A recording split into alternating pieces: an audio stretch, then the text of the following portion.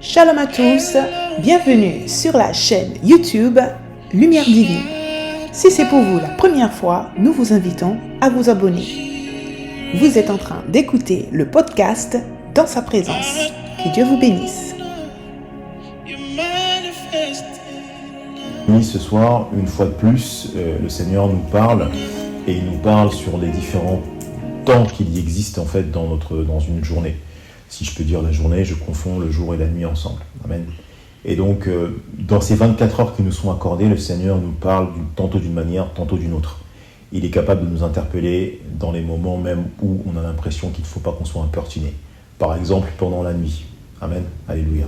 C'est pourquoi ce soir, le Seigneur nous donne de parler du thème qui s'appelle une nuit dans la présence de Dieu. Amen. Alléluia. Amen. Une nuit dans la présence de Dieu. Amen. Alléluia. Gloire au Seigneur Jésus. Amen. Gloire au Seigneur Jésus. Amen. Qu'est-ce que c'est cette nuit qu'on va passer dans la présence de Dieu ? C'est certainement peut-être pas une veillée de prière collective comme Lumière Divine a eu la joie d'organiser avec le Saint-Esprit qui a donné de bonnes idées aux administrateurs de Lumière Divine de créer de lancer un élan de prière, de veillée de nuit.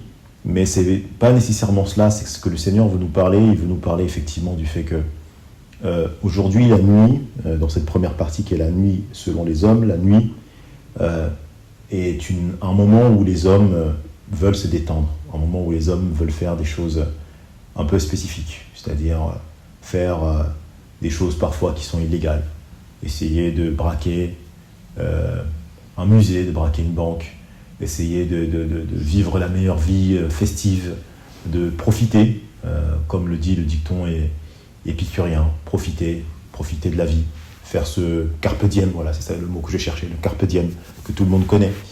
Et donc la nuit, beaucoup de choses se passent. La nuit est synonyme de fête. La nuit est un moment où les hommes vont réaliser des choses invisibles. Des choses qu'ils veulent invisibles, mais qui sont visibles aux yeux de Dieu, parce que Dieu voit tout. Dieu voit tout.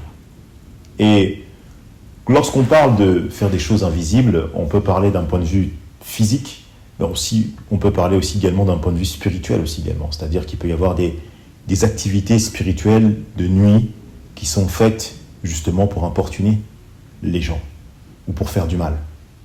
Donc, la nuit que nous passons n'est certainement pas à prendre à la légère. Non pas que la journée est uniquement un moment de repos et que c'est la nuit qu'il faut s'activer. Non, c'est qu'il faut être équilibré. Autant on a les cultes la journée, autant on a des moments de prière la journée, autant nous sommes éveillés la journée, autant nous devons être éveillés, tout du moins spirituellement la nuit. Amen. Amen. Et la parole de Dieu dit, dans Genèse 1, verset 5, « Dieu appela la lumière jour, et il appela les ténèbres nuit. Il eut un soir, il eut un matin, ce fut le premier jour. » Amen. Alléluia. Ce verset biblique nous montre qu'effectivement, le jour est apparenté à la lumière. Et la nuit est apparentée aux ténèbres. Donc, cela ne veut pas nécessairement dire que tout ce qui se passe la nuit est quelque chose de néfaste, de ténébreux, ou qui appartient à l'ennemi. Mais ça veut aussi dire que nous devons prendre garde à ce qui se passe la nuit. Voilà, tout simplement. Parce que, effectivement, l'ennemi se sert de la nuit pour dissimuler ses actions. L'ennemi est comme une entité qui agit toujours masquée, montre quelque chose, mais en fait fait autre chose. C'est pourquoi, quand on a des représentations dans la presse, dans le cinéma, où on voit effectivement l'ennemi avec des cornes, etc. et tout, ça n'est qu'une diversion, pour nous montrer que l'ennemi ne peut être apparenté qu'à quelque chose de moche selon les standards humains, quelque chose de répugnant, une bête, quelque chose avec une certaine puissance physique, mais la beauté physique n'apparaît pas. Et donc, il peut plus facilement se déguiser en ayant une autre apparence, une apparence qui n'est pas dans les codes, et notamment souvent une apparence belle ou beau, pour venir à nous la nuit ou le jour, peu importe. Mais là, ce qui nous intéresse, en l'occurrence, que le Seigneur veut marqué pour nous, là où le Seigneur veut marquer notre attention, c'est sur la nuit. Donc, comme la parole de Dieu le dit, il appela les ténèbres nuit. La parole de Dieu dit également dans Genèse 1, verset 14 jusqu'au verset 18, Dieu dit qu'il y ait des luminaires dans l'étendue du ciel pour séparer le jour d'avec la nuit, que ce soit des signes pour marquer les époques, les jours, les années, et qu'ils servent de luminaires dans l'étendue du ciel pour éclairer la terre. Et cela fut ainsi. Dieu fit les deux grands luminaires, le plus grand luminaire pour présider au jour et le plus petit luminaire pour présider à la nuit. Il fit aussi les étoiles. Voilà, je vais m'arrêter ici avec la grâce de Dieu. Dieu plaça dans l'étendue du ciel pour éclairer la terre, pour présider au jour et à la nuit, et pour séparer la nuit d'avec les ténèbres. Dieu vit que cela était bon. Dieu vit que cela était bon. Le jour n'a même pas été utilisé par les hommes, les hommes ont besoin quand même de toujours utiliser aussi également la nuit. Et dans la parole de Dieu, on nous précise qu'effectivement, le jour et la nuit n'ont pas nécessairement toujours la même durée. C'est pas que c'est... oui, effectivement, on le voit factuellement, c'est-à-dire typiquement, la nuit va durer en Occident chez nous, parce qu'il faut préciser, parce qu'ailleurs, c'est peut-être différent, mais en Occident, chez nous, la nuit va durer 8 heures, à peu près, ou peut-être 10 heures, j'exagère un peu, parce que là, en ce moment, on est plutôt en hiver. Mais ailleurs, on peut avoir un phénomène où on a la journée qui se termine très tôt, qui se termine à 17 heures, et qui commence à 4 heures du matin. Donc tout va varier, tout va dépendre. 12, 10 heures, en fonction, je n'ai pas calculé de manière précise, mais la parole de Dieu revient un petit peu là-dessus, en disant qu'il y a des luminaires, et l'étendue du ciel va séparer le jour de la nuit. Donc, la nuit aura son importance, le jour aura son importance. Donc, lorsqu'on est, nous, hommes et femmes, centrés sur la journée, sur les activités qu'on doit faire la journée, et centrés sur le fait que la nuit, on doit se reposer nécessairement toujours, eh bien, parfois, on peut être aussi un peu dans le faux. Parce que Dieu nous appelle aussi également à faire certaines choses, à réaliser certaines choses la nuit. Amen. Alléluia. Et la parole de Dieu dit dans Josué 1, verset 8, « Que ce livre de la loi ne s'éloigne point de ta bouche, médite-le jour et nuit pour agir fidèlement selon tout ce qui est écrit. Amen. Car c'est alors que tu auras du succès dans tes entreprises, c'est alors que tu réussiras. Amen. Le livre de la loi ne doit pas s'éloigner de ta bouche. Amen. Amen, alléluia. Amen. Rappelez-vous, on a commencé d'abord cette exhortation en parlant du fait que la nuit, tout était consacré au fait de faire la fête, au fait de faire des choses un petit peu illégales, invisibles. Et bien là, on nous parle du fait d'avoir le livre de la loi. Le livre de la loi, qu'est-ce que c'est ? C'est la Bible, c'est la parole de Dieu. C'est Christ, amen, alléluia. Amen. Cette parole qui t'est donnée, eh bien, tu ne t'en éloigneras pas. Et tu vas méditer jour et nuit. Et donc, le Seigneur, dans sa conception du jour et de la nuit, comme on a vu dans le verset juste avant, dans Genèse 1, de 14 à 18, lui ne crée pas de différence entre les deux, entre le jour et la nuit. Le jour et la nuit ne sont pas indissociables, ils sont associables. C'est-à-dire que quand il parle de sa parole, quand il parle de lui, quand il parle de sa progression, quand il parle de ce qu'il t'a remis entre les mains, toi, qui est consacré par l'Éternel, qui entend ce message ce soir, eh bien, il parle du fait que tes efforts vont être constants, jour et nuit. Amen. Amen.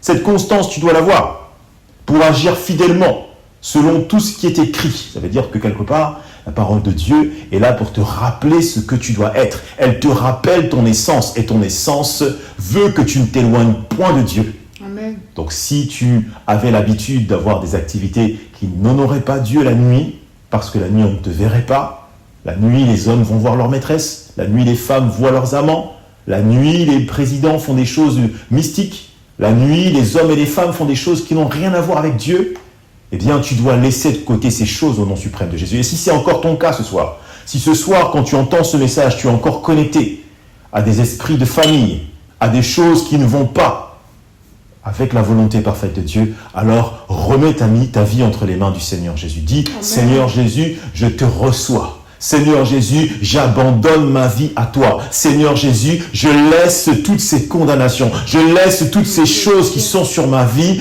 que je n'ai pas voulu. Amen, alléluia. Alléluia. Même si tu as voulu, laisse maintenant au nom suprême de Jésus. Alléluia. Amen. Amen. Le livre de la loi ne doit pas s'éloigner de ta bouche. Et la parole de Dieu dit, dans Psaume 1, verset 1, « Heureux l'homme qui ne marche pas selon le conseil des méchants, qui ne s'arrête pas sur la voie des pécheurs et qui ne s'assied pas en compagnie des moqueurs, mais qui trouve son plaisir dans la loi de l'Éternel et qui la médite jour et nuit. » Alléluia. Amen. Tu ne vas pas marcher selon les conseils des méchants. Mais il sera difficile pour nous d'aller trouver des hommes et des femmes vertueuses dans les boîtes de nuit. Pardon, je n'ai rien contre les boîtes de nuit, mais telle est la vérité.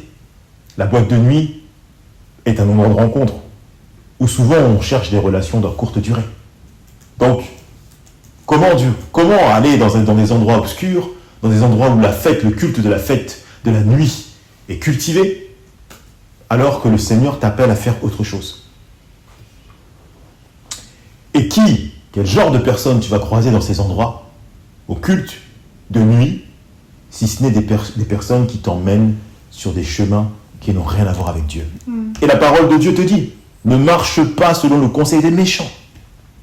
Amen. Amen. Ne t'assieds pas en compagnie des moqueurs. Amen. Je ne crois pas que dans les soirées, dans les boîtes de nuit, on fasse des prières. Je ne crois pas que dans les soirées, la nuit, lorsqu'on se rencontre entre amis pour fêter, on parle de Dieu nécessairement. Pas toujours, même quasiment jamais. Mais toi, ma soeur, mon frère, tu vas trouver ton plaisir dans la loi de l'Éternel. Amen. Et tu vas la méditer jour et nuit. Chaque jour, chaque nuit, tu méditeras la parole de Dieu. Amen, Amen. Alléluia. Ça veut dire que si le sommeil te quitte, tu ne vas pas t'inquiéter. Amen. Amen. Peut-être qu'il y a quelqu'un dans le groupe qui est insomniaque, on dit. Quelqu'un qui a du mal à dormir. Eh bien, tu as du mal à dormir ces derniers temps. Tu te dis, c'est bizarre, pourquoi j'ai du mal à dormir? C'est parce que le Saint-Esprit t'appelle à la prière. On t'appelle à la prière, on t'appelle à pouvoir justement méditer le livre de la loi jour et nuit. Amen. Tu vas méditer jour et nuit. Et la nuit, tu vas prendre justement la responsabilité que le Seigneur t'a donnée. Amen, alléluia. Alléluia. Mais n'oublie pas que le Seigneur est un Dieu qui est équilibré. Ça veut dire que le Seigneur va agir aussi également en fonction de ta santé. Ne fais pas trop. Fais ce qu'il faut. Amen, alléluia. Et le Saint-Esprit est équilibré. Il va te donner d'agir d'une certaine manière dans un temps donné. Tu ne vas pas être comme ça non-stop, 100%. Il y a des frères, il y a des sœurs en Christ qui poussent le bouchon très très loin. Et le diable se joue de nous. Parce qu'on ne peut pas discerner la voix de Dieu. On ne peut pas discerner le fait que notre corps nous dit certaines choses qu'on doit se reposer. On veut forcer. Mais le corps, l'âme et l'esprit sont un. Amen. Amen. Donc, ils doivent être connectés. Comment un esprit peut-il toujours continuer à fonctionner fort alors que son corps est malade, son corps est faible? Il doit trouver le temps d'écouter son corps. Amen. Amen. Gloire à Dieu. Gloire à Jésus. Amen. Donc, c'est pas parce qu'on est en train de parler des choses spirituelles qu'on ne peut pas parler des choses qui appartiennent au corps, parce que notre corps, ton corps est le temple du Saint-Esprit. Le temple du Saint-Esprit doit être propre, calme, bien entretenu. Il mange de bonnes choses. Et il dort bien, comme il faut. Mais lorsque le temps de la prière arrive dans la nuit, ce temps doit être pris parce que Dieu veut. Amen. Amen. Amen. Et Dieu, dans sa volonté parfaite, va entreprendre des projets la nuit. Partie numéro 2, Dieu va entreprendre des projets la nuit. Et ces projets, parfois, seront des projets qui peuvent t'atteindre. Ce sont des projets qui ne sont pas forcément dirigés vers toi, mais qui sont peut-être dirigés vers des personnes qui habitent dans la zone dans laquelle tu habites, ou qui habitent pas loin de toi, tes voisins, ta voisine, ton voisin. Imaginez une chose, frères et sœurs. Vous êtes dans un appartement aujourd'hui, mais vous ne savez peut-être pas ce que font les voisins. On ne sait pas ce que font les voisins. Nous, avec la sœur Abigail ici, je pense que les gens sont au courant de ce qu'on fait. Amen. Parce qu'on fait tellement de bruit à prier. D'ailleurs, on s'est toujours dit, mais comment ça se fait qu'on n'a personne qui s'est plaint? C'est peut-être parce qu'on a une personne âgée en haut. Le Seigneur sait pourquoi il nous a placés ici. Donc eux, ils dorment tôt. Donc ils ne nous entendent même pas. C'est doit être ça le truc. Mais en tout cas, ceux qui sont jeunes, qui sont en face, dans le palier d'en face, c'est sûr qu'ils savent qu'on est des chrétiens. C'est sûr qu'ils savent qu'on prie parce que ça fait du bruit et on entend. Mes frères et sœurs, est-ce qu'on sait, ça veut dire qu'on connaît toute la spiritualité de tout le monde sur le palier, on a un grand palier? Non. On ne sait pas. Et si le Seigneur arrive pour faire quelque chose dans un endroit qu'il n'aime pas où toi tu es, comment ça se passe pour toi? La parole de Dieu dit, Exode 11, verset 1 jusqu'au verset 4. L'Éternel dit à Moïse, je ferai venir encore une plaie sur Pharaon et sur l'Égypte. Après cela, il vous laissera partir d'ici. Lorsqu'il vous laissera tout à fait aller, il vous chassera même d'ici. C'est l'Éternel qui parle à Moïse et qui lui dit que je vais faire ce que j'ai à faire. Cette chose, cet événement-là se passera la nuit. On va le voir dans les versets d'après. Et lorsque ça va se passer, eh bien après, on va te chasser. Après, la mission sera faite. L'objectif du Seigneur était de faire sortir Moïse et le peuple. Et on continue la parole de Dieu. Parle au peuple. Dieu parle. Exode 11, verset 2. Pour que chacun demande à son voisin et chacune à sa voisine des vases d'argent et des vases d'or. L'Éternel fit trouver grâce au peuple aux yeux des Égyptiens. Moïse lui-même était très considéré dans le pays d'Égypte, aux yeux des serviteurs de Pharaon et aux yeux du peuple. Moïse dit, ainsi parle l'Éternel, vers le milieu de la nuit, je passerai au travers de l'Égypte. Amen. Alléluia. Amen. Dieu voulait, en fait, je vais prendre un petit peu le contexte du verset, du passage plutôt. Dieu voulait qu'il y ait une différence entre les enfants d'Israël et les Égyptiens. C'était ça l'objectif. Donc, le peuple de Dieu devait prendre des dispositions pour que cet événement nocturne puisse être géré par Dieu et qu'ils puissent être, eux, en même temps, préservés. Donc, ça veut dire que le Seigneur va te donner certaines informations sur la manière dont tu vas te conduire pendant la nuit. C'est pourquoi parfois tu es là, tu ne dors pas. Parce que ce n'est pas le moment de dormir. Ce n'est pas le moment de dormir parce qu'il se passe quelque chose d'un point de vue spirituel. Quand bien même cette chose spirituelle, tu ne l'as pas vue de tes yeux. Le problème que nous avons aussi également, frères et sœurs, dans cette génération, et ça date depuis un moment, il n'y a pas que notre génération, avant aussi c'était aussi comme ça, c'est qu'en fait on croit parce qu'on voit. On est tous des espèces de petits Saint Thomas. On veut voir avec nos yeux l'esprit qui descend là. Alors qu'en réalité, se passent certaines choses sous nos yeux. Mais ce n'est pas les yeux physiques, c'est les yeux spirituels. Et on ne discerne pas. Et Dieu veut nous faire discerner ce soir, en nous parlant justement des projets qu'il se passe la nuit.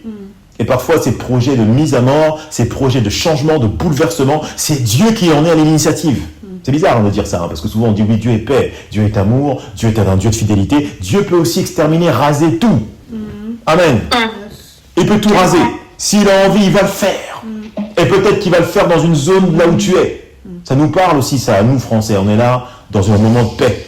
On vit en France. Mais là, aujourd'hui, la Russie n'est pas contente de la France. Donc, qu'est-ce qui peut se passer? Est-ce que le Seigneur a un plan à travers la France parce qu'il y a des choses qui ne plaisent pas à Dieu en France? Et Dieu seul sait que nous n'avons pas que des églises évangéliques, ou des églises catholiques, ou des églises baptistes, pentecôtistes. On a aussi tout un tas de choses, des trafiquants de drogue, des choses qui se passent, des francs-maçons, des personnes qui font des trucs occultes que le Seigneur n'apprécie pas. C'est pourquoi on doit se trouver toujours dans la présence de Dieu. Aujourd'hui, on avait une discussion avec ma femme et je me suis dit à un moment donné, mais il faudrait que le Seigneur vienne me surprendre en train de prier. Il faudrait que je meure en étant connecté à Dieu. Il faudrait que je meure et quelques minutes avant, j'ai prié. Amen. Amen. Alléluia. Amen. Parce que si ce n'est pas le cas, qu'est-ce qui se passe? C'est pas parce qu'aujourd'hui, frères et sœurs, on est dans une zone sans guerre en France, que ça veut dire que demain, ce ne sera pas la guerre. C'est pas ce que je souhaite, au nom de Jésus, que ce pays soit préservé. Amen. Mais on voit bien avec l'actualité internationale que tout est possible et que seule la main de l'Éternel peut nous préserver. Amen. Mais si l'Éternel a un autre plan, eh bien nous devrons être prêts. Prêts comme les Israéliens étaient prêts en Égypte. Ils n'étaient pas dans une zone où le Seigneur avait donné son approbation. Le Seigneur n'était pas content de cette zone. Le Seigneur allait agir, d'ailleurs dans leur intérêt. Et c'est bizarre de dire que le Seigneur va agir dans notre intérêt en détruisant la France, vous imaginez? C'est quelque chose qui peut se produire. Parce que peut-être que demain, les chrétiens n'auront plus leur place en France. N'auront plus justement tout ce qu'ils ont en France. Et demain, après-demain, le Seigneur fera quelque chose pour son peuple. Amen, alléluia. Et ça va dépasser le côté chrétien. Ça sera ceux qui seront en Christ, les disciples de Christ, C'est pas oui, je suis chrétien, l'étiquette chrétien. C'est le disciple de Christ qui va être justement guidé par l'Éternel. Guidé par l'Éternel à travers la prière, à travers le jeûne, à travers l'exhortation, à travers la volonté de suivre l'Éternel, à travers la volonté de se connecter à Dieu. Amen. Tu ne peux pas dormir et ne pas prier. Tu ne peux pas te réveiller et tu ne pries pas. Tu ne peux pas être la nuit appelé par le Saint-Esprit et tu ne réponds pas.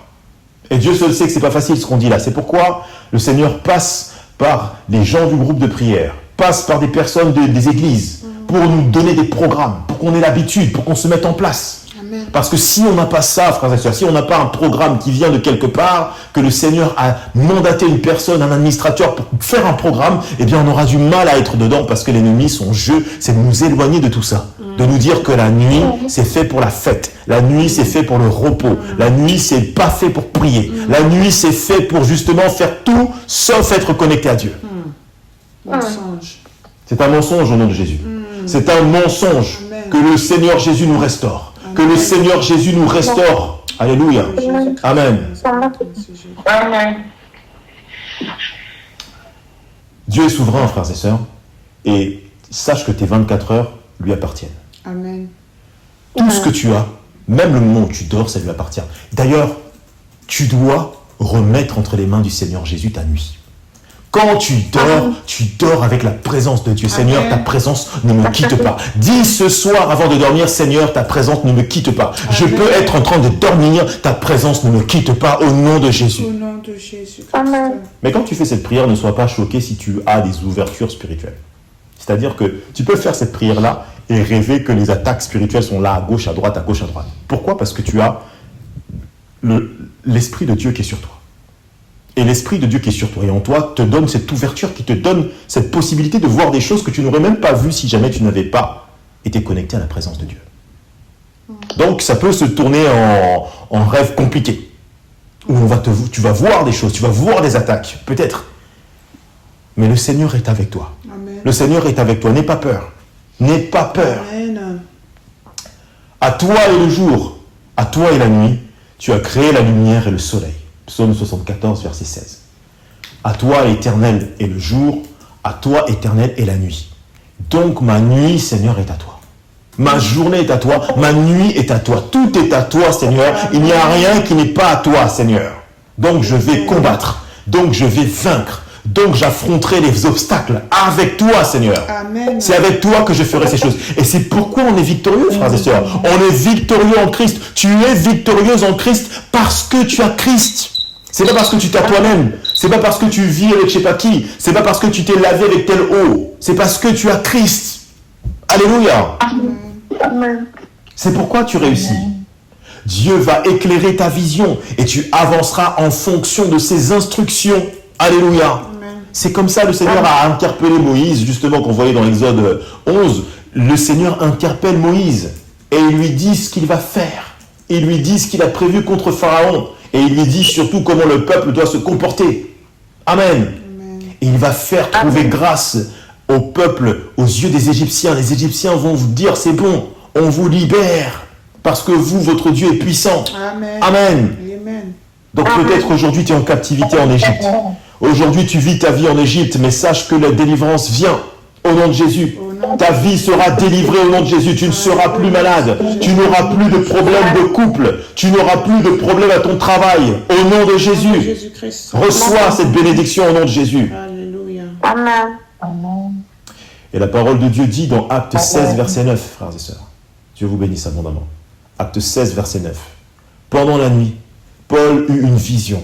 Un Macédonien lui apparut. Il lui fit cette prière. Passe en Macédoine, secours-nous. Amen, alléluia. On en revient à ce que j'ai dit tout à l'heure, frères et sœurs, parce que pour ceux qui ont lu ce passage, on sait que ce que Paul et Silas vont vivre comme épreuve après. Et pourtant, c'est à travers une vision. Donc c'est une vision. L'Éternel te donne une vision. Il te donne une vision, mais là où tu vas, ça ne veut pas dire que tu n'auras pas d'épreuve. Amen. Mais cette vision, si c'est Dieu qui te l'a donnée, ça veut dire que les épreuves qui sont face à toi seront des épreuves dans lesquelles tu sortiras victorieux. Amen. Parce que c'est Dieu. Amen. Et tu ne pourras que te tourner vers Dieu en disant, Dieu, si je suis dans cette galère, c'est parce que tu m'as dit d'aller. Et Et c'est là qu'on est vainqueur. C'est là où on se trompe souvent, nous les croyants. On veut aller quelque part et puis on est éprouvé, on se tourne vers Dieu. Alors qu'en réalité, c'est pas Dieu qui t'a envoyé. C'est dur si c'est pas Dieu qui t'a envoyé. C'est là qu'on struggle, comme on dit en anglais. C'est là que c'est dur.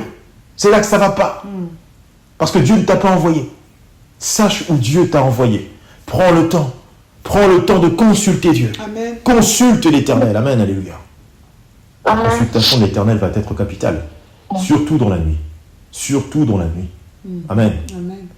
Donc pendant cette nuit, Paul et Silas allaient quelque part. Acte 16, verset 10, je continue la parole de Dieu.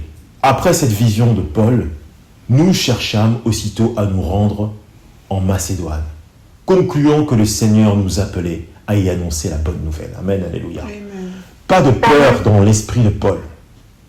Paul ne pouvait avoir peur, pour la simple et bonne raison qu'il était appelé par l'Éternel à annoncer la bonne nouvelle. Donc toi aussi, ma soeur, mon frère, tu vas entreprendre les projets de Dieu, quand bien même ce sont des projets qui ont lieu la nuit.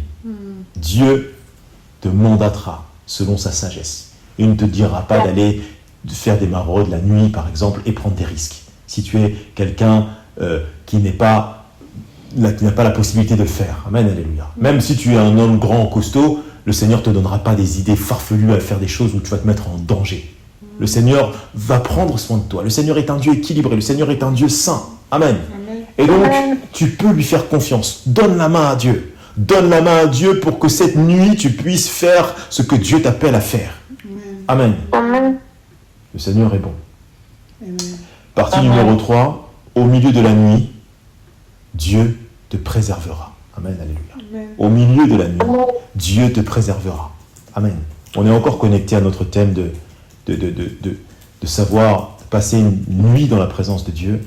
Passer cette nuit dans la présence de Dieu, c'est passer cette nuit avec lui, dans son intimité. Apprendre à l'écouter, à le comprendre. C'est pourquoi quand on va apprendre à le comprendre, on va prendre du temps pour le comprendre. Eh bien, on va recevoir justement ces projets. Et une fois qu'on aura reçu ces projets, on va pouvoir mettre en pratique. Et le Seigneur va pouvoir nous préserver. Parce que le Seigneur est fidèle à sa parole. Amen. Amen. C'est pourquoi au milieu de la nuit, Dieu te préservera. La parole de Dieu dit dans Exode 12, verset 12. Cette nuit-là, je passerai dans le pays d'Égypte et je frapperai tous les premiers-nés du pays d'Égypte, depuis les hommes jusqu'aux animaux, et j'exercerai des jugements contre tous les dieux de l'Égypte. Je suis l'Éternel. Amen, alléluia. Amen. Je m'arrête là. Le Seigneur parle et il dit qu'il passera dans le pays d'Égypte. Cette nuit-là, il parle de la nuit. Là où l'ennemi a appris à se déguiser la nuit pour dissimuler les choses, pour faire passer des transactions, pour faire des choses qui n'ont rien à voir avec Dieu, Dieu sait aussi également utiliser la nuit dans sa pureté. Dieu sait également prendre la nuit et utiliser la nuit à bon escient. Amen. Mais souvent, c'est avec fracas. C'est ce que la parole de Dieu nous montre, c'est avec fracas. Ça veut dire que si toi, tu n'es pas connecté à Dieu et tu vis dans un quartier, le quartier des sorciers où tu vis, ça peut être dangereux. Tu peux être emporté aussi également avec les sorciers. Et oui, c'est comme quelqu'un qui vit dans un quartier de trafiquants de drogue, mais qui ne fait pas attention à ce qui rentre chez lui. Vous vous rendez compte, vous vivez dans une cité, sans fustiger les cités, parce que la drogue est aussi en campagne. Figurez-vous, moi qui suis un noir de campagne, je vous le dis, frères et sœurs, j'ai grandi en Normandie. Pont-Audemer, c'est une ville qui est en Normandie. Je peux vous dire que là-bas, c'est là que la drogue, elle va avant d'aller en Seine-Saint-Denis. Ça, moi, je le sais de source sûre. Pourquoi ? Parce que les gens dans le quartier où on habitait avant dealaient et ils savaient que c'était là-bas que c'était. Et une fois, je suis même allé là-bas et j'ai vu les gens dealer dans la campagne. Donc, faut pas croire, ce qu'on voit à la télé, etc. Et tout. Quand je dis ça, je dis pas ça pour fustiger la cité. Mais les gens qui sont dans la cité aujourd'hui, ils ouvrent leurs portes pour que la drogue entre. Pour que les gens puissent entrer et puissent se cacher de la police, parce que quand il y a un mandat d'arrêt quelque part, il n'y a pas un mandat d'arrêt pour tout l'immeuble. Mais tout l'immeuble est infesté spirituellement. Si vous habitez dans cet endroit et que vous ne faites pas attention, est-ce que quelqu'un me suit ? Je ne suis même pas en train de parler de la drogue, je suis en train de parler de ta vie spirituelle. Amen, alléluia. En fait, si tu laisses ta porte ouverte spirituellement, alors que tu es autour des gens qui sont dans des choses occultes, eh bien ça peut transiter par chez toi. Ils vont aussi rentrer chez toi comme les trafiquants de drogue rentrent chez toi. Ta maison, spirituellement, est ouverte. On passe à droite, à gauche, tout le monde rentre dedans. Tu ne peux pas, au nom de Jésus. Et le pire dans tout ça, c'est que tu prends des risques aussi pour ton propre enfant. C'est comme ça, vous voyez des gens, ils sont dans la prière, ils prient, ils sont saints, ils ont la grâce de Dieu sur eux, mais par contre, comme ils ont délaissé Dieu pendant des années, ils ont des enfants qui ont des problèmes. Les enfants ont des problèmes, parce que la porte était ouverte à tout le monde. Tout le monde entrait chez toi, tout le monde était chez toi, et on a fait du mal à ton enfant. Et le mal, parfois, reste. Ça reste des années, et il n'y a que Jésus qui peut nous délivrer ensuite. Ça veut dire que tu dois prier encore et encore, plus encore, tellement la personne qui est entrée chez toi a fait descendre ton enfant au plus bas. Il faut du temps pour être restauré dans certaines attaques. Il faut du temps pour être restauré dans des attaques parfois qui ont été profondes. Tous les démons n'ont pas le même impact. On doit être conscient de ça. On doit être conscient qu'on doit se préserver. Là où tu as la santé, là où tu as la santé spirituelle, préserve-toi. Mais comment te préserver si tu n'es pas avec Dieu? Il n'y a que Dieu qui peut préserver. Frères et sœurs, le Seigneur m'a mandaté ce soir pour vous dire qu'il n'y a que Dieu. Amen. Tu ne peux pas être préservé par quelqu'un qui donne les 10 heures de bonne aventure. Tu ne seras pas préservé par une personne qui aura des dons. Tu seras préservé par Christ. Alléluia. Amen. Alléluia. Mais encore faudrait-il que tu embrasses Christ. Dans sa globalité, le Seigneur n'est pas un Dieu à moitié. C'est 100% avec lui. Tu m'aimes à la folie ou pas. Amen. Tu m'aimes ou pas. C'est comme ça, Jésus a dit à Paul, pourquoi me persécutes-tu? Parce que Jésus, lui, il est dans son entièreté. Quand vous êtes là, connecté à la présence de Dieu, vous êtes entièrement en Christ et Christ est entièrement en vous. Alléluia. Alléluia. Amen. Il n'y a pas de moitié. Il n'y a pas de oui, Belmire, il y a un petit peu de Christ en elle. Non, Belmire est 100% Christ. Amen. 100% Belmire, 100% Christ. Alléluia. Alléluia. Il n'y a pas de moitié. Jesus. Et la parole de Dieu dit dans Exode 12, verset 13, le sang vous servira de signe sur les maisons et vous serez, je verrai le sang et je passerai par-dessus vous. Et il n'y aura point de plaie qui vous détruise quand je frapperai le pays d'Égypte. Il faut qu'on puisse entendre cette parole de Dieu. Comment tu vas entendre cette parole de Dieu si tu ne passes tes nuits que à jouer? Tu passes tes nuits devant la console de jeu et tu joues. Pourquoi tu fais ça? Je ne sais pas, frères et sœurs, pourquoi j'ai dit ça. Et moi-même, j'ai joué aussi dans ma vie. Je ne joue plus maintenant, mais ce n'est pas une question de jouer ou pas jouer. Mais là, je ne sais pas pourquoi je dis ça. Le Seigneur me parle pour quelqu'un. Parle à quelqu'un plutôt. Le Seigneur parle à quelqu'un. Tu passes ta vie à jouer. Tu passes ta vie à jouer. Ou ça peut marcher aussi, tu passes ta vie à travailler. Ça, c'est bon pour moi, ça. Tu travailles jusqu'à je ne sais pas quelle heure, alors que tu devrais travailler pour Dieu jusqu'à je ne sais pas quelle heure. Amen. Amen. Amen. Alléluia. Amen. Mais comment tu vas savoir que le Seigneur te dit, le sang vous servira de signe sur les maisons où vous serez? Comment tu vas savoir ça si jamais tu n'as aucun rapport avec Dieu? Ton quartier va partir en fumée et toi aussi. Il faut que tu aies un Abraham comme Lot pour pouvoir sortir de ta situation. Sinon, tu es mal barré. Je te dis. Sinon, là où Sodome et Gomorrhe vont brûler, toi aussi tu vas brûler. C'est ça. C'est ça. Alors que tu étais seulement là-bas. Tu étais là-bas, tu avais choisi une mauvaise destination déjà. Est-ce que Dieu t'avait dit d'aller là-bas? Dieu t'a mandaté d'aller à Sodome et Gomorrhe, même pas. Mais tu es parti. C'est ça le problème. Pour revenir à Exode 12, verset 12, frères et sœurs, Dieu donne des instructions à Moïse, car il va frapper l'Égypte. Ce qui signifie que les événements qui touchent la terre où tu te trouves peuvent t'atteindre. Quand bien même tu es différent des personnes qui sont la cible de cette attaque, quand bien même tu es quelqu'un de formidable, Dieu va frapper là où tu es. Et Dieu va te préserver, car il va te prévenir. Il vient sur la zone où tu te trouves la nuit.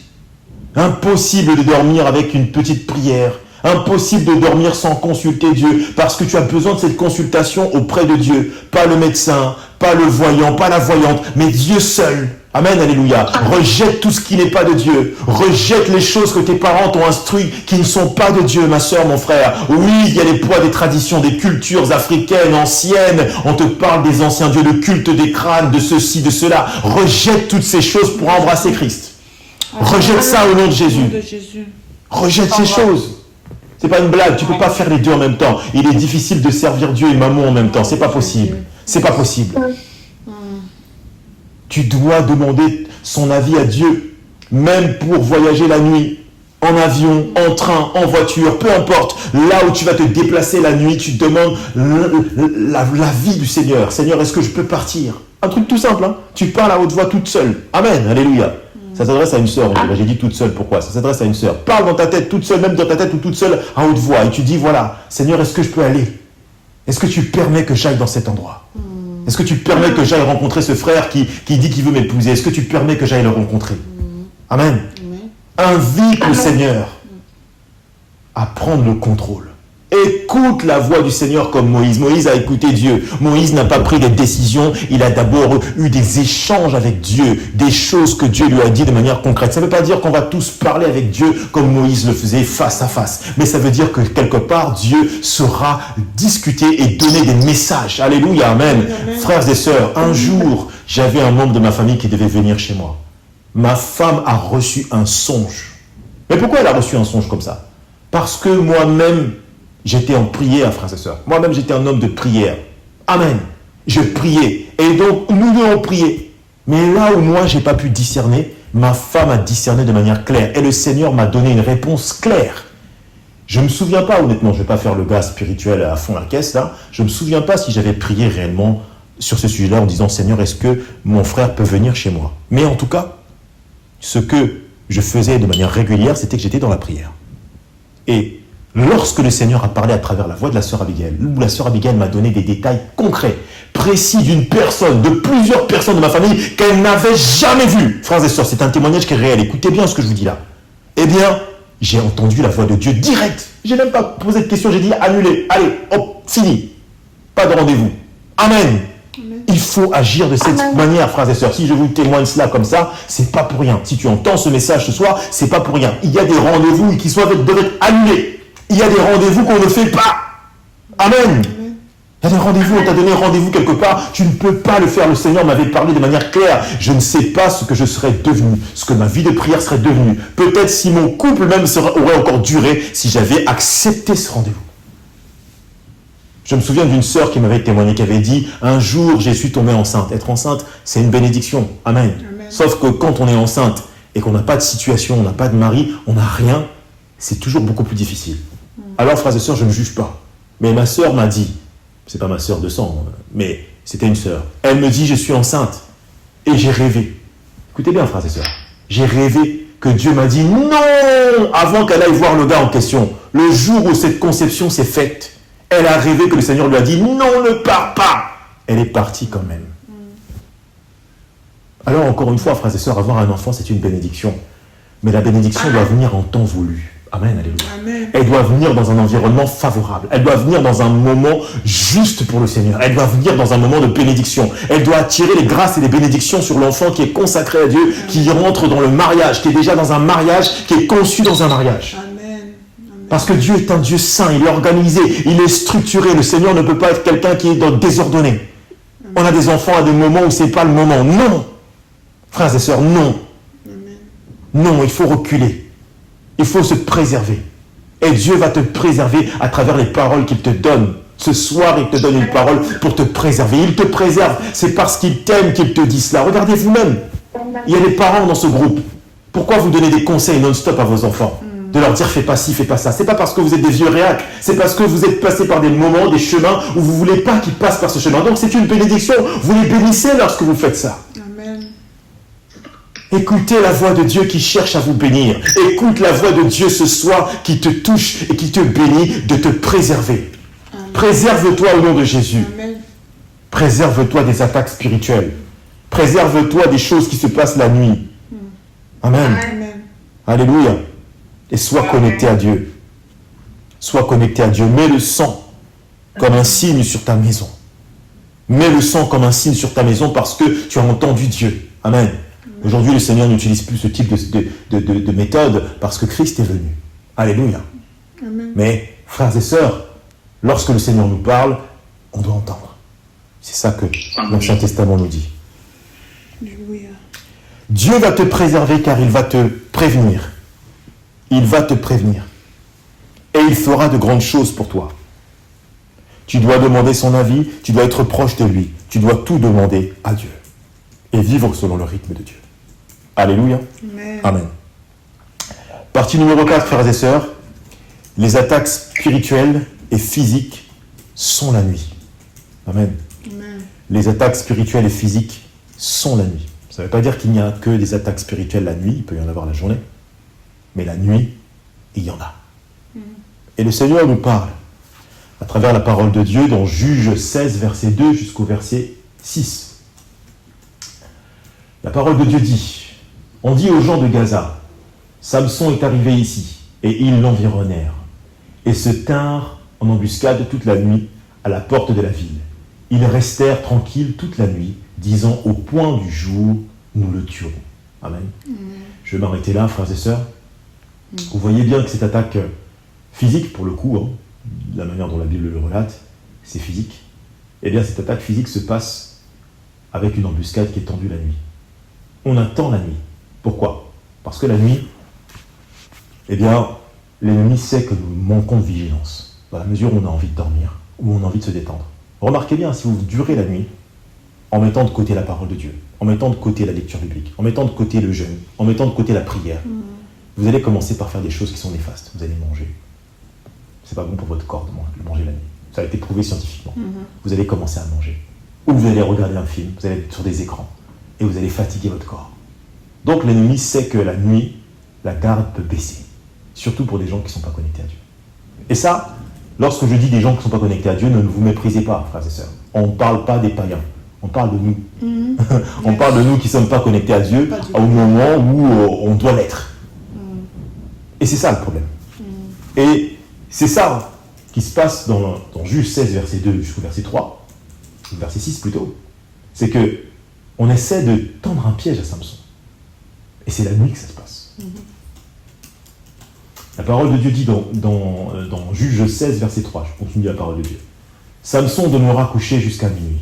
Vers minuit, il se leva et saisit les battants de la porte de la ville et les deux poteaux, les arracha avec la barre, les mit sur ses épaules et les porta sur le sommet de la montagne qui est en face d'Hébron.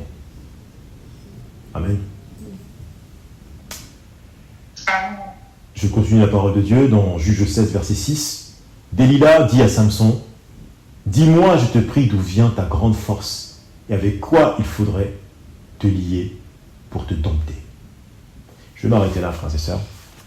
Dans tout le passage, en fait, on voit une chose, on observe quelque chose, c'est que Samson avait déjà de mauvaises habitudes.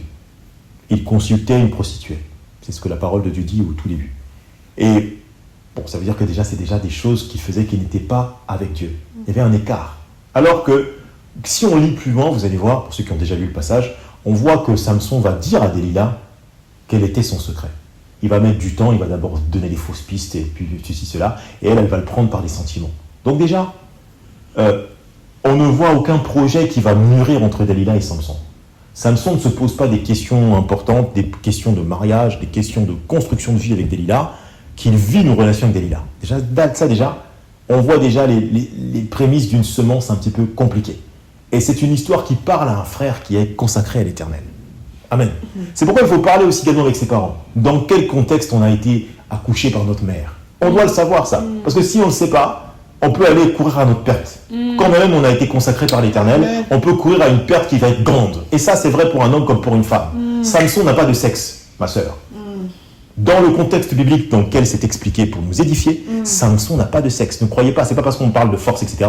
On peut tout bien transférer la force physique de Samson à la force spirituelle, en fait, en réalité. D'ailleurs, c'est une force qui vient de Dieu. Amen. Donc Samson n'est pas un homme. Alléluia. Samson, c'est aussi toi, ma sœur. Amen, alléluia. Amen. Et cette personne-là, qui est consacrée, doit faire attention. Parce que consacré, mis de côté, mis à part, c'est préservé par Dieu. Donc si tu es mis à part et préservé par Dieu et que tu ne te préserves pas toi-même, eh bien c'est comme si tu travaillais contre ta destinée. Tu travailles contre Dieu.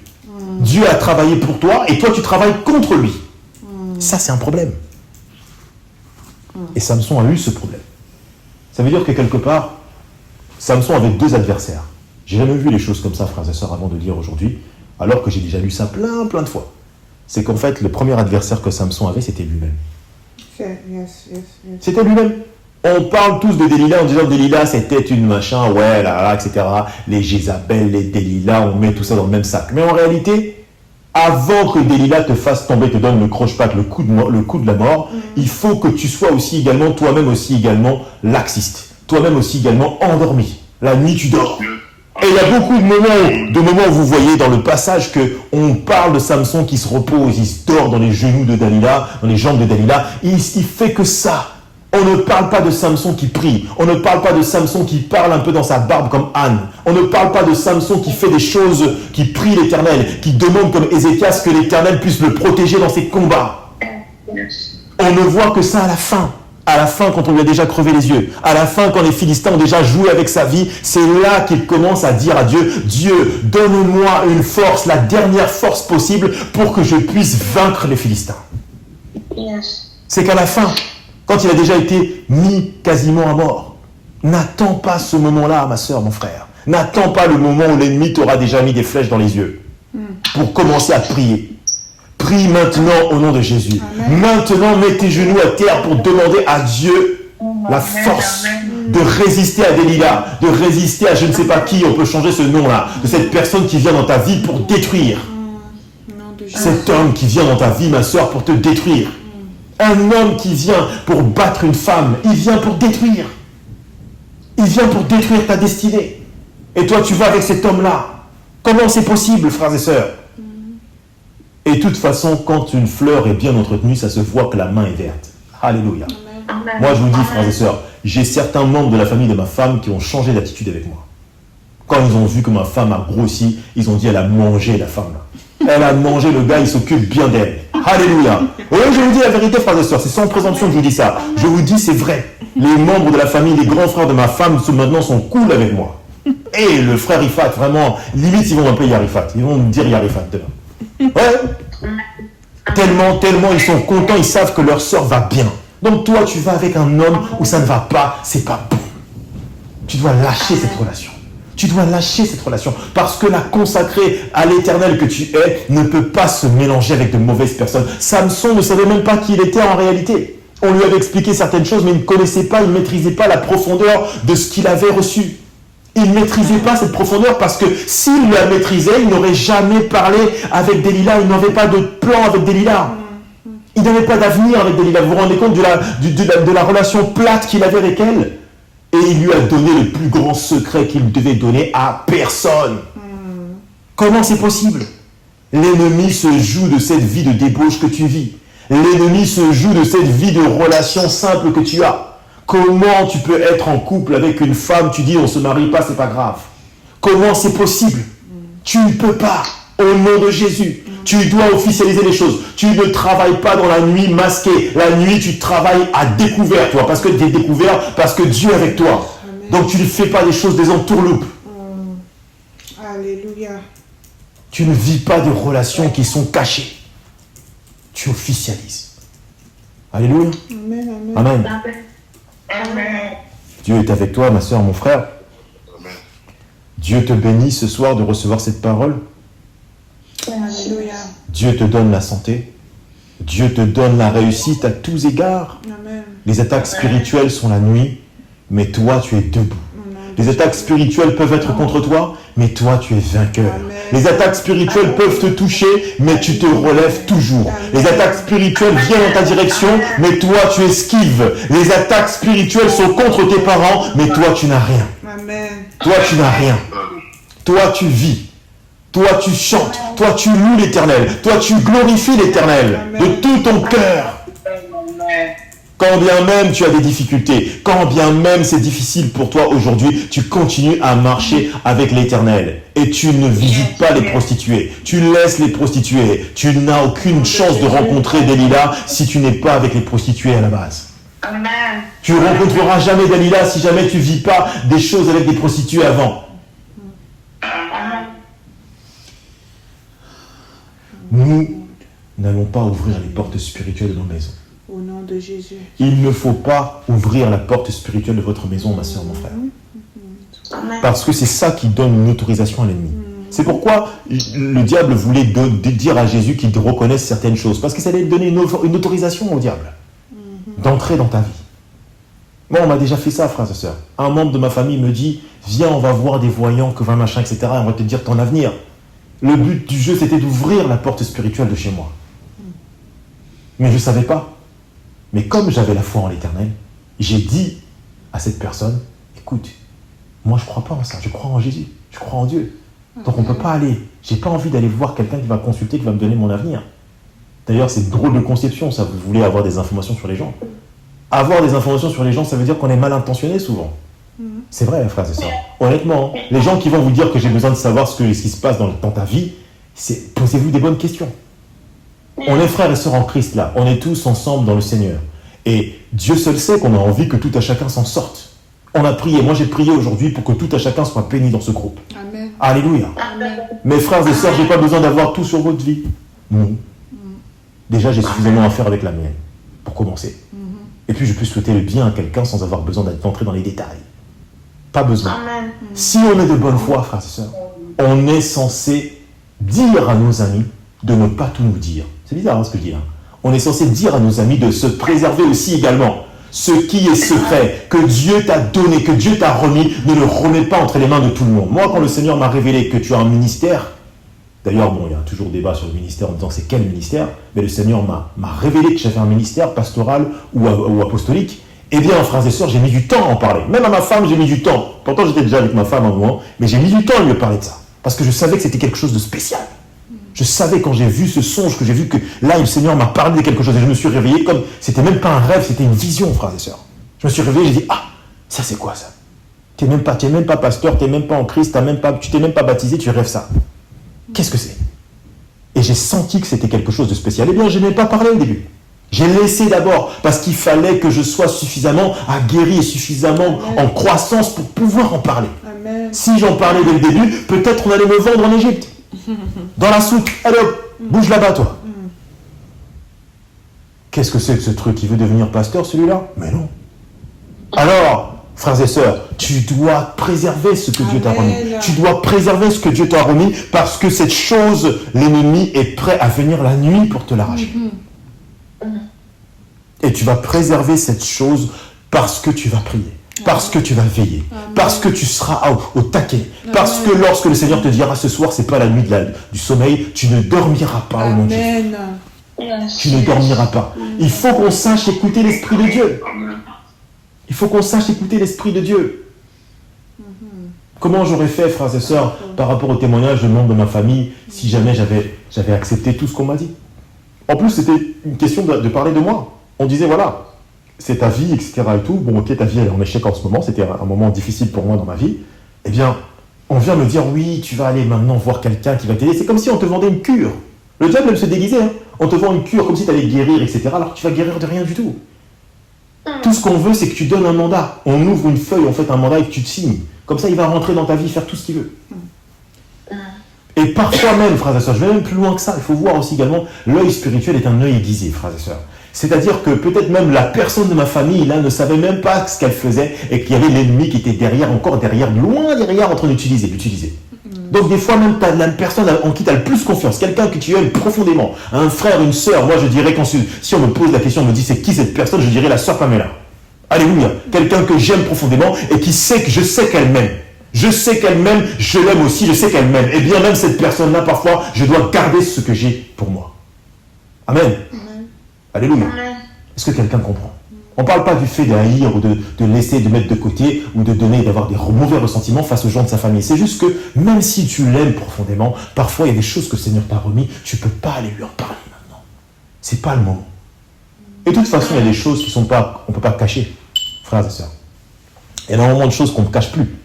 Si demain tu es appelé à devenir milliardaire et que tu es dans une liste de milliardaires, on donne ton nom. Frère Kevin. Alléluia. Amen. Amen. On donne ton nom. On dit Kevin, tu es milliardaire. Vous pensez vraiment que Kevin, avec sa vie en Christ aujourd'hui, avec la vie en Christ qu'il aura encore plus développée lorsqu'il sera milliardaire, vous pensez vraiment que Kevin ne sera pas dans les classements de Forbes? Bien sûr qu'il y sera. Amen. Ils vont enquêter sur lui, ils vont dire non mais ce gars-là, il attend bien. C'est sûr qu'on va le mettre. Et d'ailleurs cette liste, reçois au nom de Jésus, reçois bien. Et d'ailleurs cette liste de personnes-là, sachez que c'est les personnes qui ont des business qui sont connus. C'est pas les plus riches du monde. Hein. C'est faux. Hein. Les plus riches du monde qui sont les plus riches, ils n'ont pas envie qu'on sache. Hein. Tous nos chefs d'État là, qui sont décédés là, il n'y a pas longtemps, je ne te donnerai pas de nom, hein, mais vous voyez très bien de qui je veux parler, et bien ces gens-là ne sont pas dans la liste, hein, bizarrement. Alors est-ce qu'ils ont vraiment des milliards? Bien sûr qu'ils en ont. Avec toutes les richesses qu'il y a en Afrique, bien sûr qu'ils en ont. Bien sûr. Mais on n'en parle pas. Donc toi là, Benmir, toi Lydienne, toi Déborah, toi la sœur Isabelle, on va parler de toi dans les journaux. Amen. Donc ne sois pas pressé pour parler toute seule déjà alors que tu n'es même pas encore au premier million. C'est ça. Tu n'es même pas encore au premier million, tu es déjà pressé de parler de ça, de ce que Dieu t'a remis, du songe que tu as vu dans lequel tu étais assis dans la royauté. Mais sache que tu dois prendre la sagesse que Salomon avait eue. Amen. Et avoir le temps de dire à Dieu ce qu'il faut dire à Dieu sans dire aux hommes ce qu'il ne faut pas dire aux hommes. Amen. Amen. Amen. Amen. God bless you. Amen, amen, amen, amen. Gloire à Dieu. Je reçois au nom suprême de Jésus. Alléluia. On va terminer, frères et sœurs, sur la partie numéro 5. La nuit, l'Église Corps de Christ est en action. Amen. Amen. Et l'Église de Dieu a des mouvements la nuit. Et l'Église de Dieu agit la nuit. Et l'Église de Dieu, c'est qui? C'est nous, frères et sœurs. Nous sommes en action la nuit. La nuit avant de dormir, ou le matin très tôt, l'Église Corps de Christ a une mission. Avoir une activité spirituelle, une activité dans laquelle on va prier. Parce que les forces du mal savent qu'une journée se prépare. Amen. Et la journée, la journée se prépare, ce qu'ils vont faire, c'est préparer des choses pour qu'on tombe. C'est Mais ça. nous, on doit préparer les choses pour que Dieu soit avec nous. Amen. Pour que nous puissions avoir la victoire. Amen. Pour que nous puissions être présents. Les frères et sœurs, je peux témoigner. Je suis une personne la personne qui vous parle là, je suis une personne qui roule 100 000 km par an. Et ça fait des années que je fais ça. Je suis passé à côté de la mort plein de fois. Mais elle ne m'a pas eu. Alléluia. Amen. Gloire. Par la grâce de Dieu. Mais aussi parce que je sais qu'il y a des gens qui intercèdent. Ma maman qui est là, elle intercède pour moi chaque jour, je le sais. Ma femme qui est à côté de moi, c'est une grande femme de prière, elle intercède aussi pour moi. Mais que le Seigneur vraiment me garde aussi également moi-même d'intercéder pour moi-même aussi. Et je le fais. Donc toi aussi tu vas le faire au nom de Jésus. C'est pas parce qu'aujourd'hui dans le groupe là on prie pour toi que tu vas te reposer. Tu ne te reposes pas. Le matin à 4 heures, si tu peux prier, tu pries. Le soir avant de dormir, tu ne dors pas. Tu pries. Et si tu es pris de fatigue, contourne le plan de l'ennemi. L'ennemi, la fatigue, c'est son meilleur sujet. Il nous met dans des prières où on va dormir. Même moi-même, frères et sœurs, je vous dis en toute humilité, la dernière fois j'étais chez maman Charlotte pour la prière, je ne sais pas si c'était une prière de vendredi, où la sœur Abigail priait, c'était un vendredi ou un mardi je crois, et la sœur Abigail, maman Charlotte ont prié fort fort, c'était puissant, mais moi j'avais du mal. Moi le frère Ifat là qui vous parle là ce soir, vous m'entendez, vous dites, hé frère, sois béni, j'avais du mal, je voyais maman Charlotte, quand maman Charlotte se tournait vers moi, je faisais, amen, amen, amen, après quand elle tournait de l'autre côté, j'étais éclaté. Je vous dis la vérité frères et sœurs, j'étais éclaté. J'avais bossé beaucoup, oui certes, mais ça veut dire que quelque part, ce moment de prière-là ne venait pas au bon moment. Bon, moi, j'avais pas de choix parce que c'est un moment de prière que du groupe. Donc, j'avais pas le choix que c'était cette heure-là. Vous voyez ce que je veux dire? Mais si vous voulez contourner cette chose-là qui vient, cette fatigue qui tombe sur vous, moi, je ne pouvais pas l'esquiver par rapport au travail que j'avais fait avant. Il faut que vous puissiez prier avant ce temps de fatigue. Amen. Amen. Ça veut dire que peut-être que quand tu rentres chez toi, que tu as encore la force, la vigueur en toi, tu pries d'abord. Prie d'abord avant de manger. Tu vas manger tes calés, tu as mangé ta semoule, tes KO. Prie avant. Avant de manger ta semoule, tu pries pendant 20 minutes, 30 minutes, 40 minutes, voilà. Et c'est bon. Et là, tu pourras dormir tranquille. Parce qu'entre-temps, tu as fermé la porte spirituelle de ta maison. Tu as fermé tout ce qu'il fallait. Il n'y a aucune porte qui est ouverte chez toi. Aucune fenêtre qui est ouverte. Peu importe ce que c'est, le Seigneur est toujours là. Les anges de Dieu veillent. Les géants sont devant ta porte, les géants de Dieu. Les anges de Dieu. Amen. Alléluia. Amen. Et ils veillent pour te protéger, pour te garder des flèches de l'ennemi. C'est pourquoi, frères et sœurs, la nuit, l'Église Corps de Christ est en action. On est en action pour nous-mêmes, mais on est en action aussi également pour les autres.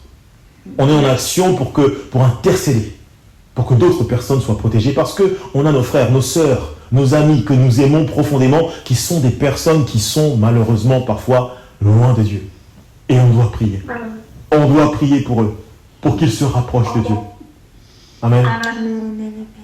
Amen. La parole de Dieu dit dans Luc 11, verset 5. Luc 11, verset 5 jusqu'au verset 8. Et il leur dit encore, si l'un de vous a un ami, qu'il aille le trouver au milieu de la nuit pour lui dire, ami, prête-moi 3 pains. Car un de mes amis est arrivé de voyage chez moi et je n'ai rien à lui offrir.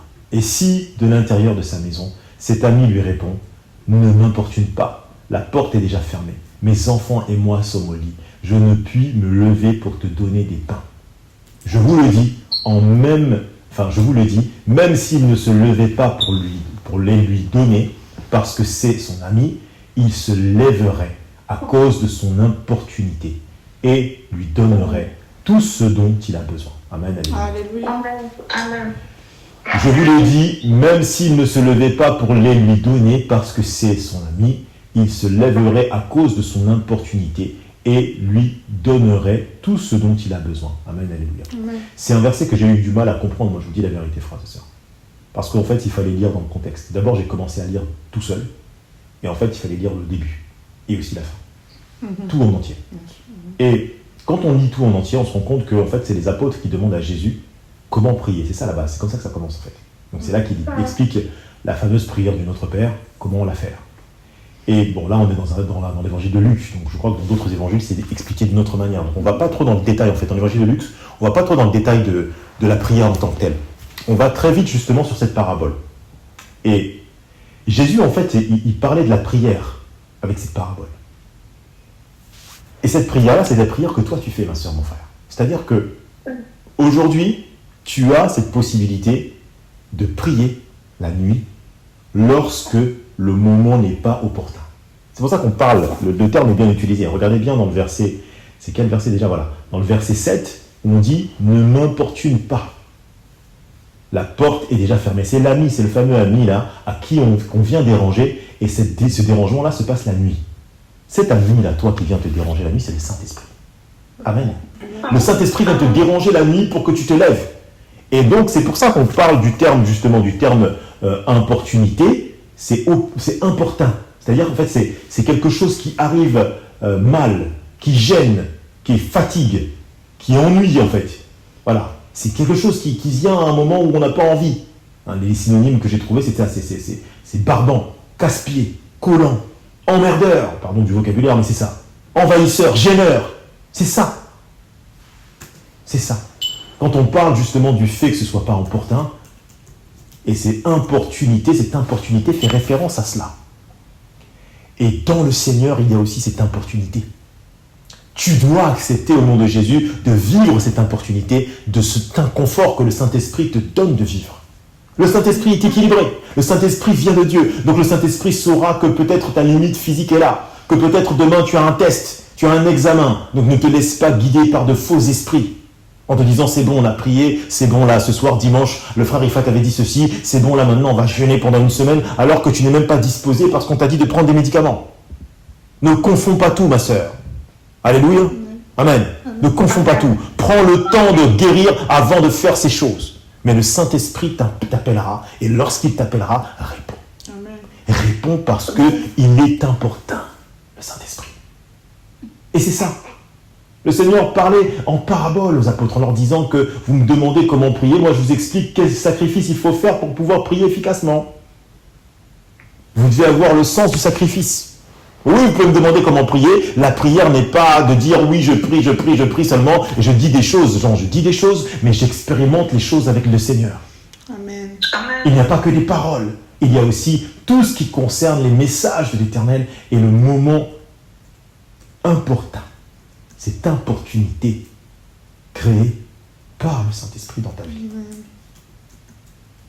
La prière doit faire cet effet sur toi, à tel point qu'elle te dérange. Mais tu vas quand même la réaliser. Tu vas être en action. Parce que l'Église Corps de Christ est en action. Tu as une responsabilité, le frère Kevin. Tu as une responsabilité, la sœur Nanette. Tu as une responsabilité, la sœur Mira. Tu as une responsabilité, la sœur Isabelle. Tu as une responsabilité, maman Charlotte. Et cette responsabilité-là, tu dois la prendre. Amen. Amen. Nous devons constamment être en action, comme la sœur Jennifer est en action. Elle prie, elle jeûne. Elle va accomplir la volonté parfaite de Dieu pour lutter contre les dominations. La parole de Dieu dit dans Ephésiens 6, verset 12, « Car nous n'avons pas à lutter contre la chair et le sang, mais contre les dominations, contre les autorités, contre les princes de ce monde des ténèbres, contre les esprits méchants dans les lieux célestes. » Amen. Amen. On va lutter contre les dominations. Vous allez lutter contre les dominations. C'est pourquoi prenez toutes les armes de Dieu afin de pouvoir résister dans le mauvais jour et tenir ferme après avoir tout surmonté. Vous avez entendu, frères et sœurs? Tout surmonté. On n'a pas dit on met de côté. Tout va être surmonté. C'est la parole de Dieu qui le dit. Tu surmonteras tout, la sœur Jennifer, au nom de Jésus. Tu vas tout surmonter, la sœur Angie, au nom suprême de Jésus. La sœur Pamela, pour toi, les épreuves qui sont face à toi, ce n'est rien. Et Dieu seul sait que ta vie montre que les épreuves sont finies. Tu gagnes à chaque fois. Alléluia. Amen. Tu étais dans l'épreuve hier. Aujourd'hui, tu es sorti. Tu as tenu bon. Tiens bon. La parole de Dieu te dit, toutes ces épreuves seront passées. Tu gagneras. Tu seras victorieux au nom de Jésus. Tu vas tout surmonter. Frères et sœurs, je vais terminer là-dessus. Dieu me dit de vous transmettre un message fort. La parole de Dieu nous accompagne au quotidien. On ne doit pas s'éloigner du livre de la loi, comme dit dans l'évangile de Josué. Mais surtout, frères et sœurs, on doit avoir cet esprit de se dire que là où il y a un inconfort, il y a des récompenses par la suite. Amen. C'est pas dans le confort qu'on va bâtir notre vie en Christ. C'est ça. Amen. Frères et sœurs, moi j'accepte aujourd'hui, j'ai une tonne de travail parce que le Seigneur m'a béni d'avoir une entreprise. Mais je vous dis une chose, frères et sœurs. Je me dis qu'avant, je n'aurais pas pu vivre la vie que je mène aujourd'hui. Mais je ne recule devant aucune exhortation.